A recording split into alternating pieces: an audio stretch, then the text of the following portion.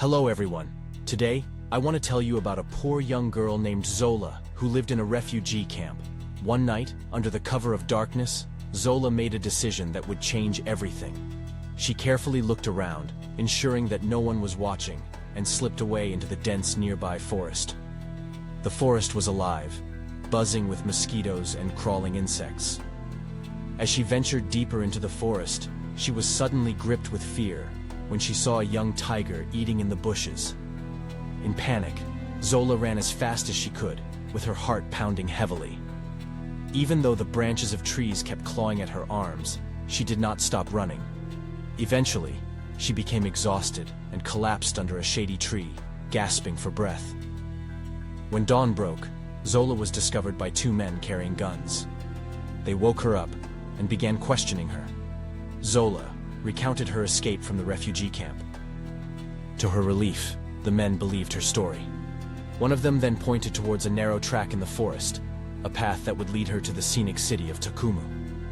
As she journeyed through the forest, she believed that the spirits of her ancestors would guide her to a land of plenty. She imagined a place where food was abundant and where she could finally feel safe.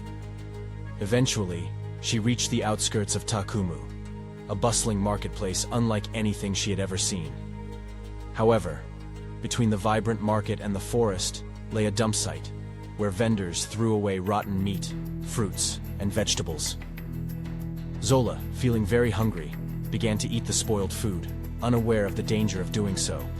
When people saw young Zola eating the rotten foods, they warned her that she could get food poisoning. However, Zola was confused, as she could not understand their dialect.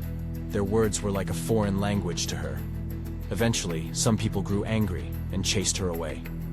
Feeling saddened by what had happened, Zola went back into the jungle. Days later, she lay on a bed of grass in the forest, feeling very sick.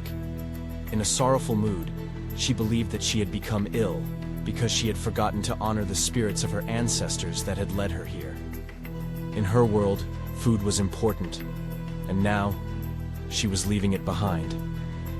As tears streamed down her face, she imagined herself dressed in white clothing, and this brought a smile to her face.